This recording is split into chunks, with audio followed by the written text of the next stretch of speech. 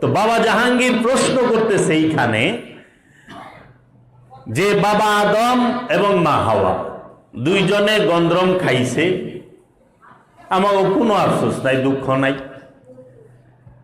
তাগো আল্লাহ দুনিয়া নামক জেলখানায় পাঠাই দিছে, কারাগারে পাঠাই দিছে, কিংবা দুনিয়ায় ভালাই দিছে, এ তো আমাকে কোনো প্রশ্ন হইল এইখানে যে আমরা তো কেউ জান্নাতেই যাই না, আমরা কেউ জান্নাতেই যাই নাই। নিষিদ্ধ বৃক্ষের স্বাদ গ্রহণ করা, গন্দ্রম ফল খাওয়া, এটা তো অনেক দূরের ব্যাপার, জান্নাতেই তো যাই নাই। তাহলে আমরা কেন এই দুনিয়া নামক জেলখানায় আসব? আমাদেরকে কেন এই দুনিয়া নামক জেলখানায় পাঠানো হইল? বাবা জাহাঙ্গীরের এই প্রশ্ন শুই না অনেক আলেম, অনেক বড় বড় বিদ্বান, বিদ্যাসাগর, অগাধ জ্ঞানের অধিকারী, এরা বলতেছে আমরা বনি আদম না, আদমের সন্তান না। এর লিগা ও আদমের সন্তান দেখাতে কোরআনে জাল্লাই কইতেছে আমি বাপের পাপ ছেলেকে দেব না, ছেলের পাপ বাবাকে দেব না, মা বাবার পাপ শাস্তি সন্তানকে দেওয়া হবে না, সন্তানের শাস্তি মা বাবাকে দেওয়া হবে না। কোরআন অসংখ্যবার বলছে কোরআনুল মাজিদের মধ্যে যে যাহা অর্জন করিবে, যে যাহা কামাই করবা, তোমরা যে যা কর্ম করবা এই কর্মফল তোমাদেরই বহন করতে হবে, এবং এই কর্মফল তুমি যদি আগে পাঠাও ওইটার ফলও পাইবা, পরে পাঠাইবা যেটা ওইটাও পাইবা। এবং যারা মানে একটা শস্যের 70 ভাগ করলে যারা একই, সেইটাও তোমাকে দাও। 600 কোটি, আনুমানিক 600 কোটি মানুষ, এই 600 কোটি মানুষের মধ্যে কেউ জান্নাতে এখনো যায় নাই। মানে মৌলভী সাহেব, মাওলানা সাহেব কথা অনুযায়ী, সুফিদের কথা না, মাওলানা সাহেবদের লিখিত কিতাব অনুযায়ী যে আমরা এখন জন্মাইছি, জন্মের পরে আমরা এখন বড় সড়ো হইছি, আমল করতেছি, আমলের পরে আমাদের মরণ হইতেছে, আমরা কবরে হইয়া রইছি, একদিন কিয়ামত হবে।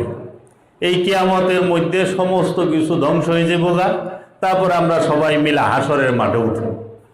হাসরের মাঠে উঠে আমরা কাপড় ছাড়া দৌড়দৌড়ি করুম, উলঙ্গ হয়ে ইয়া নফসি করুম। অনেক মৌলভী সাহেব এবং যারা নাকি বড় বড় স্কলার আছে তারা বলে নবী রাসূলরাও বলে এরকম নফসি নফসি করব। আমার এটা বুঝে আসে না তারা কোন জ্ঞান পায় এই কথা বলে। তা হাসরের মাঠে দৌড়াদৌড়ি করলাম, তারপরে আমরা মিজানে গেলাম, পুলসেরাত পার হইলাম।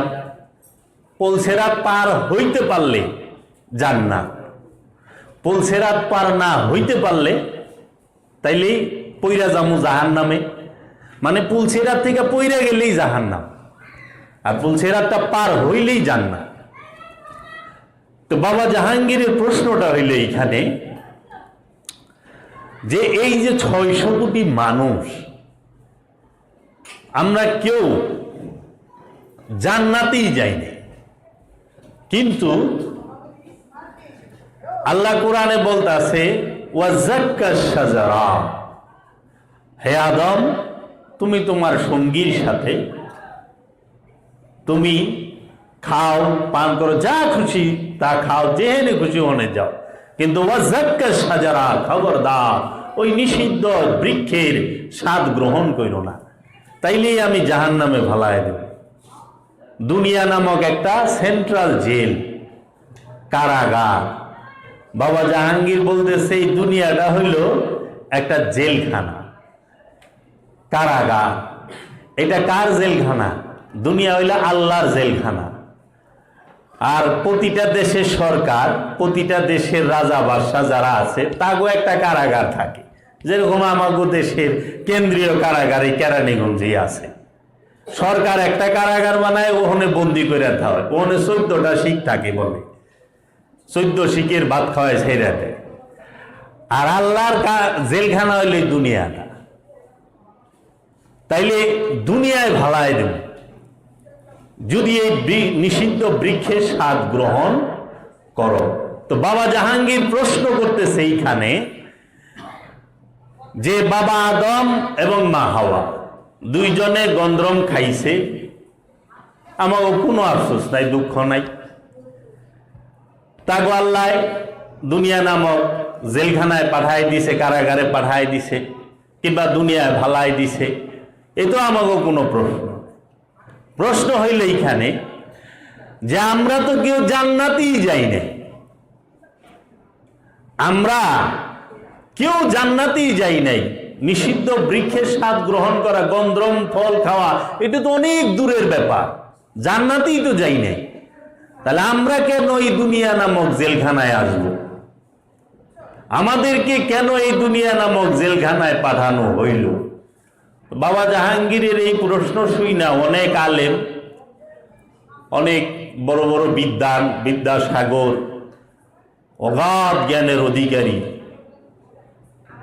এরা বলতেছে আমরা বনি আদম না, আদমের সন্তান না, এর লিগা ও আদমের সন্তান দেখাতে কোরআনে জাল্লাই কইতেছে আমি বাপের পাপ ছেলেকে দেব না, ছেলের পাপ বাবাকে দেব না, মা বাবার পাপ শাস্তি সন্তানকে দেওয়া হবে না, সন্তানের শাস্তি মা বাবাকে দেওয়া হবে না। কোরআন অসংখ্যবার বলছে কোরআনুল মাজিদের মধ্যে, যে যাহা অর্জন করিবে, যে যাহা কামাই করবা, তোমরা যে যা কর্ম করবা, এই কর্মফল তোমাদেরই বহন করতে হবে। এবং এই কর্মফল তুমি যদি আগেও পাঠাও ওইটার ফলও পাইবা, পরে পাঠাইবা যেটা ওইটাও পাইবা। এবং যারা মানে একটা শস্যের 70 ভাগ করলে যারা একই, সেইটাও তোমাকে দেওয়া হবে। তাইলে পরে আল্লাহ রাব্বুল আলামিন যদি মা হাওয়ার সন্তান, বাবা আদমের সন্তান বনি আদম হওয়াতে আমাদেরকে শাস্তি দেয়, তাহলে আল্লাহ রাব্বুল আলামিনের কোরআনুল মাজিদের এই কথায় কি দাঁড়ায় যায়? নিরপেক্ষ থাকে। কারণ আল্লাহ কোরআনে সূরা ইখলাসের মধ্যে কইছে আল্লাহুস সামাদ, আল্লাহ মহা নিরপেক্ষ। আবার আল্লাহ বলতেছে আমি কাহার উপর জুলুম করি না। মানুষ সে নিজের উপরে নিজেই জুলুম করে, প্রতিটা নফস তার উপরেই নিজেই জুলুম করে, কিন্তু বলে আল্লাহ আমাকে শাস্তি দিচ্ছে। আমরা অনেক সময় কথা কথা কয়ে ফেলাই না যে আল্লাহ যে কি রে আমার এরকম বিপদের পরে বিপদ দেয়, আল্লাহ যে কি করে, আমি আল্লাহর এতই করি এই সেই। এবার মৌলভী সাহেবরা একটু বেশিই কয়, আমারই আমরা কই না, আমরা সাধু। হ্যাঁ, আমরা তো ধৈর্যশীল। আমার বাবাই কইতো আমি করি আল্লাহ আল্লাহ, আল্লাহ করে আমার ভাল্লা ভাল্লা, দুঃখী শেষ থাকে না। এখন আমি আছি দুনিয়ায়, আমি দুঃখ চাই না, এটা একটা কথা হইল? দুনিয়া মানেই তো দুঃখ, তো দুনিয়ায় থাকলে দুঃখ ভোগ করতেই হবে। তাহলে পরে আমরা কেন বাবা আদম আর মা হাওয়ার যে শাস্তি সেটা বহন করতেছি? এর উত্তর বাবা জাহাঙ্গীর বলেছে, এক জায়গায় দিছে, আরেক জায়গায় বলছে যে আমার জানা নাই। বাবা উত্তর দিয়া সইরা যায় কইছে আমার জানা নাই। উত্তর না দিয়া কইলে কয় নাই জানা নাই। একটা জিনিস বুঝতে হবে, একটা জিনিস মানতে হবে, মারেফতের বাণী পড়া আর মারেফতের বাণী নিজের মধ্যে ধারণ করা আসমান আর জমিন তফাৎ। বাবা জাহাঙ্গীরকে মানা আর বাবা জাহাঙ্গীরকে গ্রহণ করা আসমান আর জমিন তফাৎ। যে বাবা জাহাঙ্গীরকে মানে গ্রহণ করে নাই, অনেক ফতুয়া দিলে তো ফতুয়া হয়ে যায়। কোরআন খুলেন, কোরআন পড়েন। আমি কইলে আবার অন্যরকম হয়ে যাবো, টকশোর মধ্যে আবার 10 জনে খারায় যাবো, আচ্ছা নেই কাহা, ইয়ে কাহা, ও কাহা, প্রবলেম। ধুতি টানা শুরু হয়ে যাবো, পায়জামা টানা শুরু হয়ে যায়। বাস্তব কোন যাব না তো। আমি যখন জানছি সে আল্লাহ রসুল, আমি রসুলের ডাকে সাড়া দেই নাই, আমি তো মুনাফিক, আমি মুনাফিক। বাবা জাহাঙ্গীরের বাণী শোনা আর বাবা জাহাঙ্গীরের বাণী মানা আসমান জমিন তফাৎ না? সারাদিন বাবা জানের বয়ান শুনতাছি, মানতাছি কতটুকু? অনেকে ইউটিউবের ইয়ের মধ্যে লেখে সহি করে পড়া হচ্ছে না। সহি কইরা মাখরাজ ঠিক রাইখা, তাসদীদ ঠিক রাইখা, জের জবর পেশ ঠিক রাইখা কোরআন তো পড়তাছেন, কিন্তু সেটা কি নিজের জীবনে প্রতিফলিত করেছেন, মানছেন, ওইটাকে উদ্ঘাটন করছেন, নিজের জীবনে ঘটাইছেন? আমি যখন আসি এশার নামাজ হচ্ছে রিকশার মধ্যে, মাওলানা সাহেব নামাজের দ্বিতীয় রাকাত মনে হয় পড়তাছে সূরা ফাতিহার পরে তাব্বাত ইয়াদা আবু লাহাব, আল্লাহরে খাড়ায় কইতাছে আবু লাহাবের হাত মৌলভী সাহেব ধ্বংস করতেছে, আল্লাহরে এটা হুনাইবার লইছে, আবু লাহাবের হাত দুইটা ধ্বংস করে দিতেছে। সে কি জানে, সে কি বলতেছে? আরবি খুব, এবং তেলাওয়াতটা খুব সুন্দর, তার ভয়েস, কণ্ঠস্বর অসাধারণ মধুর, কিন্তু অর্থটা দেখেন না। আলাম তারা কাইফা ফাআলা রাব্বুকা বিআসহাবিল ফিল, আল্লাহ আপনি কি দেখেন নাই আমি আবাবিল পাখি দিয়া এই বাদশা আবরাহার হস্তি বাহিনীর সাথে কি ব্যবহারটা করছি? মৌলভী সাহেব আবাবিল পাখি পাঠাইছে, আল্লাহরে দেখবার কইতেছে, আল্লাহ দেখেন কইলে আমি কেমনে অবস্থা বানু গাছ বানায় ফেলাইছি, তাও সালাতে গাড়ায়া। সালাত মানে জানেন? সালাত শব্দের অর্থ জানেন? প্রার্থনা শব্দের অর্থ জানেন? আমি এখানে দাঁড়ায় বলতে পারি কোরআন কোরআন অনেক করতেছেন, এইখান থেকে কয়জন কোরআন শব্দের অর্থ কি যদি বলতে পারে তার জুতা টানুন, তার জুতা আমি টানুন। এইখানে অন্য কিনা তো টাইমই নাই, অন্য কিনার টাইমই নাই, স্পষ্টভাবে বললাম। যদি কেউ পারে চ্যালেঞ্জ দিয়ে বললাম, বলবেন আমি আপনার গোলামি করি, কৃতজ্ঞ হব। আজ পর্যন্ত কারো কাছে স্পষ্ট না কোরআন মানে কি, কোরআন অর্থ কি। সবাই মনে করে বইটা কোরআন, সহিফাটা কোরআন, কাগজ কালির অক্ষরটা কোরআন। আবার কেউ না যাই নাই কই বলে কোরআন হইল নূর। নূর কি বুঝো? একটা জিনিস বুঝায় দাও, নূর কাকে বলে, আমাকে নূর বুঝাও। এইটা যদি বুঝি সব বুঝে আসবো। আল্লাহর নূরে মোল্লারা কয়, আমি কই না, পিসাবরা কয়, অনেক পিসাবে জারি গায় আল্লাহর নূরে নবীরে পয়দা, নবীর নূরে তামাম জাহান পয়দা। তাইলে মূল হইল নূরটা, নূরটাই যদি বুঝি আল্লাহ বুঝতে পারো, নবীও বুঝতে পারো, তামাম জাহানের সব বোঝা পারো, নূরটা আগে বুঝাও। নূর কি? কেউ নূর জমা করে, নূর কি জমার বিষয় না। তাহলে খালি গবেষণা কোথায়, ধ্যান কোথায়? বাবা জাহাঙ্গীর বলেছে, যেই জাতি গবেষণার দরজা বন্ধ করে দেয় ওই জাতি এমনিতেই পঙ্গু হয়ে যায়। যেটা করতে পেরেছে মুসলমান জাতির মধ্যে উমাইয়া আব্বাসিয়া রাজবংশ। উমাইয়া আব্বাসিয়া রাজবংশ গবেষণার দরজাটাকে চিরতর বন্ধ করে দিয়া সবের দরজাটারে খুলে দিছে। রাস্তাতে যাইবার লইছি, এক ঠ্যাং এই একটা নিউসাই টেবিলে বয়ে রয়েছে, এক পাও ঝুলাই আর এক পাও উপরে দিয়া দেখবার লইছে যারে সালাম আলাইকুম, সালাম আলাইকুম, সালাম আলাইকুম। সবাই হ্যাঁ দু স্পিরিট আটবার লইছে, ওয়ালাইকুম সালাম, ওয়ালাইকুম সালাম, ওয়ালাইকুম সালাম। আটবার লইছে রে হুম করে এই চোখের সামনে দেখেন রাস্তাঘাটে। আশ্চর্যের বিষয়, আসসালামু আলাইকুম মানে কি? কোরআন খুলেন, কোরআনে এক জায়গায় মানুষ কাউকে সালাম দিছে পাইবেন? দেখাইতে পারবো কেউ যে মানুষ কাউকে সালাম দিছে, জিন কাউকে সালাম দিছে? কোরআনে আমি দেখতে পাই রব্বুল আলামিন নিজে সালাম দিচ্ছে। কাকে? জান্নাতীকে, মুত্তাকিকে। রব্বুল আলামিন সালাম দিচ্ছে তার রাসূলকে, রব্বুল আলামিন সালাম দিচ্ছে তার নবীকে। আরেক জায়গায় দেখতে পাচ্ছি ফেরেশতা সালাম দিচ্ছে মুত্তাকিদেরকে। ফেরেশতারা তাও কখন? জান্নাতে প্রবেশ করার সময়।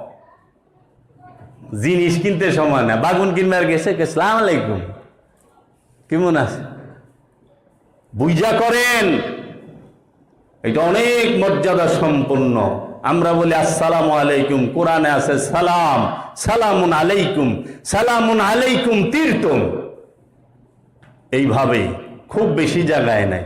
আসসালামু আলাইকুম লাগাইছে, আসসালাম লাগাইছে আমরা মৌলবী সাহেবরা, মুহাদ্দিস সাহেবরা, মুফাসসির সাহেবরা। সালাম সালাম, এর জন্য আরবে গেলে বেশিরভাগ আরবে সালাম আলাইকুম, আসসালামু আলাইকুম খুব কম কয়। তা আমাদের দেশে তো আবার দাবানি বেশি, হা হু এগুলার বেশি। তো কাজী আমরা বাবা জাহাঙ্গীরকে এই যে কিতাব, কিতাব মানে কি? কিতাব অর্থ কি? কিতাব অর্থ কি? বই। বইকে কিতাব বলে?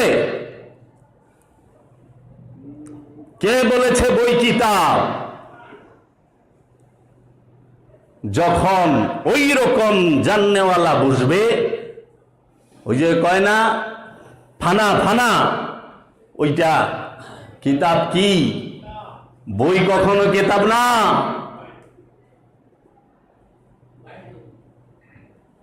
নূর কিতাব, কোরআনের কিছু মূল বিষয় আছে কোরআনে এবং আধ্যাত্ম জগতে, আধ্যাত্মবাদে।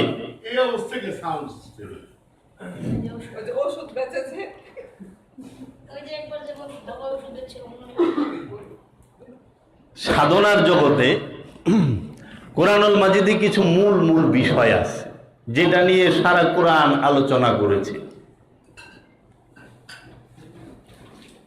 নূর বিষয় নিয়ে কোরআন আলোচনা করছে, কিতাব নিয়ে আলোচনা করছে, কোরআন নিয়ে আলোচনা করছে, রসুল নিয়ে আলোচনা করছে, নবী নিয়ে আলোচনা করছে, কিয়ামত নিয়ে আলোচনা করছে, মুসল্লি নিয়ে আলোচনা করছে, আমানু নিয়ে আলোচনা করেছে, মুমিন নিয়ে আলোচনা করেছে, মুত্তাকি নিয়ে আলোচনা করেছে, মুহসিনিন নিয়ে আলোচনা করেছে। তারপরে যায় আবার আদেশের বেলায়, যেগুলা আদেশ হক, হক যে কোনো বিষয়, ওই বিষয়টার মধ্যে আদেশ আছে খোদার। যে কোনো হকের বেলায়, যে অপরের হক, যার হক হোক, ওইখানে আদেশ, খবরদার এবং সাবধান। এইরকম অনেক বিষয় আছে। এখন উমাইয়া আব্বাসিয়া রাজবংশ এবং আমরা তো আবু জেহিলের পোলার কাছ থেকে বর্তমান সমাজের আলেম সমাজেরা ইসলাম শিখছে। যদি প্রশ্ন করি যে মাওলা আলীর পরে ক্ষমতায় দামেস্কের মসনদে বসলো, মাওলা আলীর পরে বাবা হাসান আলাইহিস সালাম মাত্র 6 মাস বসছে। 6 মাসের পরে তারপরে বসছে আবু সুফিয়ানের পোলা মাবিয়া, যে ইসলামের সবচেয়ে বড় হিটলার। অনেক মৌলবী তারে সাহাবি ও মুক্ত মুক্ত একেবারে দলিলে শেষ নাই। মাবিয়ার লেগা, রেজিদের লেগা যতখানি খাটে, অতখানি যদি নিজের নফসের লেগা খাটতো, ওলি হয়ে যেত। অনেক কিতাব গাটে। মবিয়ার বাপ আবু সুফিয়ান ইসলামে প্রবেশ করছে, খেয়াল করেন কথা, ইসলাম গ্রহণ করছে কই নাই, ইসলামে প্রবেশ করছে 630 সালে মক্কা বিজয়ের সময়। মক্কা বিজয়ের সময় মবিয়ার বাবাকে অ্যারেস্ট করা হয়েছে। মহানবী যে মক্কা বিজয় লাভ করে যখন, তখন বাইন্দা লয়ে আইছে আবু সুফিয়ান রে, মবিয়ার বাপেরে। মবিয়ার বয়স তখন কত একটু গবেষণা করছেন কেউ? আজ পর্যন্ত সেই মবিয়াকে যখন তাহারা জান বাঁচানোর জন্য আবু সুফিয়ান নিজে জান বাঁচানোর লিগা সে মহানবীর সামনে কলেমা পড়ল, মহানবী সাধারণ ক্ষমা কইরা দিল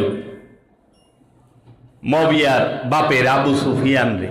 কিন্তু মহানবী এইটা বলল যে তুমি আমার সামনে বেশি আয়ো না, তোমারে দেখলে আমার চাচার কথা মনে পড়ে যায়। আবু সুফিয়ানের চেহারা দেখলে মহানবীর চাচা হযরত আমির হামজার কথা মনে পড়ে। কেন? কারণ হযরত আমির হামজার বুক ফাইরা, উহুদের যুদ্ধে হযরত আমির হামজার বুক ফাইরা, বুকের ভিতর থেকে কলিজা বাইর করে কাঁচা চাবায়া খাইছিল মবিয়ার বউ, তার নাম হিন্দা। আর হিন্দার বাপের নাম হলো উতবা, যে মহানবীর বিরুদ্ধে সবচেয়ে বড় বড় যুদ্ধের নেতৃত্ব দিছে। আর এই হিন্দার ভাইয়ের নাম হইল ওয়ালিদ বিন উতবা, যাকে মদিনার গভর্নর বানানো হয়েছে। জানি ইটা ঠিক মতো দিতে পারে। মুয়াবিয়া 20 বছর ক্ষমতা চালাইছে, চালানোর পরে এজিদ আইল। এজিদ তো মাত্র 3 বছর 4 মাস ক্ষমতায় ছিল। পরে এজিদ কি মরা মরছে এটা কেউ কইতেই পারে না, এমন ভয়ঙ্কর মরা মরছে বাবা, কেউ কইই পারে না। ইতিহাসে কিন্তু এজিদের মরার কোনো ঘটনা নাই, কেউ দেখায় পারবো না। বাবা যেরকম কেনা মাওলা আলীর বিষয়টা আপনি বলেন, এজিদের বিষয়ে যে এজিদের মরার ঘটনাটায়, এজিদ কয় বছর বয়সী মরছে? Young man. এজিদ তো ইমাম হুসাইন আলাইহিস সালামেরও বয়স অনেক ছোট,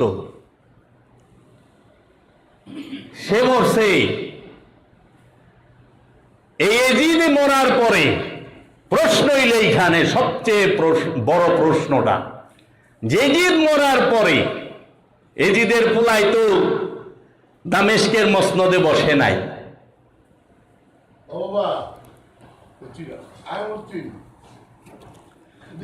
দামেস্কের মসনদে এজিদের ছেলে বসে নাই, তাহলে এজিদের পরে ক্ষমতায় কে বসলো?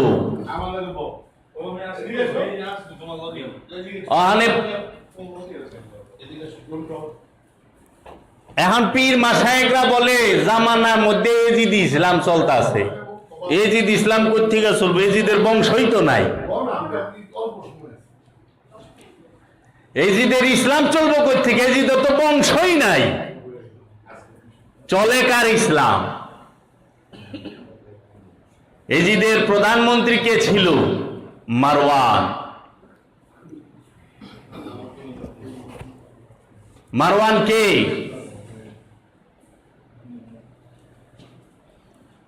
আবু জেহিলার পুলায় ক্ষমতা আহে।